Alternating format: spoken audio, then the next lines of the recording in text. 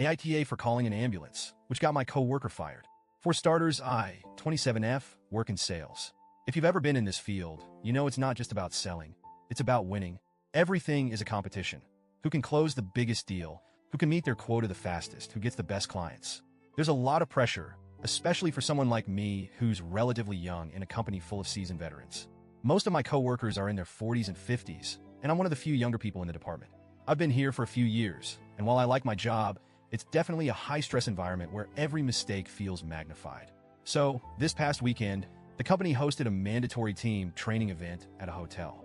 The whole thing was corporate to the core, PowerPoint presentations, buzzwords like synergy and value add, and long discussions about how to crush the next quarter's goals. It was exhausting, but the company footed the bill for the hotel and meals, so I figured I'd suck it up and get through it. After the day sessions wrapped up, a few coworkers and I decided to grab dinner at a restaurant nearby. It wasn't a wild night or anything, just a group of us trying to unwind after sitting in conference rooms all day. We carpooled to the restaurant, and when we arrived, we saw Deborah, 50s, already at the bar. Now, a little backstory on Deborah. She's been with the company for over 20 years and is good at what she does. Like scary good. She's one of those people who can sell ice to an Eskimo, as the saying goes. She's also fiercely competitive.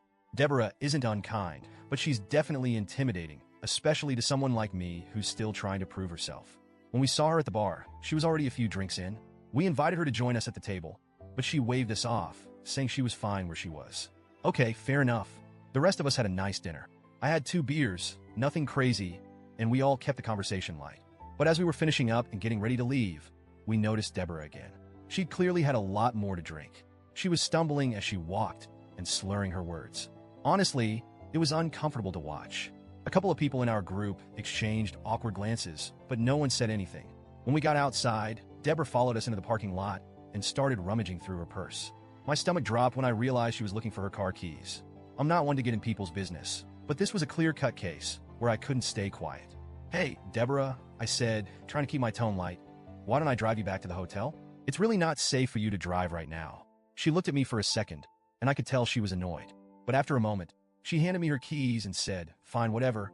I thought the situation was under control, but as she walked around to the passenger side of the car, things took a turn. She tripped over absolutely nothing, just her own feet, and fell straight back onto the pavement. The sound of her head hitting the ground was sickening. It was like someone dropped a watermelon. I rushed over to her, and my heart sank. She was unconscious, and there was blood pooling around the back of her head. I froze for a moment, but then instinct kicked in, and I grabbed my phone to call 911. This is where things got messy. One of my co-workers, Matt, 30s, came up to me and said, "Don't call an ambulance. We'll just take her back to the hotel and put her in bed. She'll sleep it off." I couldn't believe what I was hearing. "Matt," I said, "she hit her head. She's bleeding. What if she cracked her skull? What if she has a concussion?" He rolled his eyes and said, "You're overreacting. She just needs to sleep it off." I was floored. I couldn't believe he was willing to gamble with someone's life like that just to avoid a little inconvenience.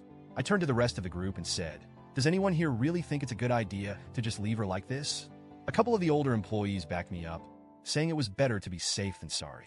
So I went ahead and called 911. The paramedics arrived quickly and took Deborah to the hospital. I rode with her because I didn't want her to be alone, and honestly, I was terrified she wouldn't wake up. The whole ride there, I kept thinking, what if she dies? What if I'm too late? Thankfully, she survived. She had a mild skull fracture and a concussion, and the doctor said it was a good thing she came in when she did. They said if she'd been left alone, things could have been much worse. The next day, I checked in on her at the hospital. She was awake, but groggy. She thanked me for calling the ambulance, but I could tell she was embarrassed. I tried to reassure her, saying, it's better to be safe than sorry. But here's where everything went downhill. Word got back to our managers about what happened. Deborah was technically at a work event when she got that drunk, and apparently, that's a major violation of company policy. They fired her on the spot. No warnings, no second chances, just gone. Now, the office is completely divided. The older employees are saying I did the right thing and that Deborah's firing was her own fault. They've told me, if you hadn't called, she could have died. You saved her life. But the younger employees? They're furious with me. Matt, in particular, has been openly hostile. He's told anyone who will listen that I got Deborah fired on purpose to eliminate her as competition. Others have said I should have just let her sleep it off, and that calling 911 was an overreaction. I didn't call the ambulance to get Deborah fired. I called because she was bleeding from her head. I didn't even think about her job at the time. I was just trying to make sure she was okay. Now I feel like I have a giant target on my back. People are whispering about me, and I'm paranoid that every mistake I make at work is being scrutinized. I know I did the right thing in the moment, but the backlash has been brutal. So, Reddit, AITA for calling an ambulance and ultimately getting Deborah fired?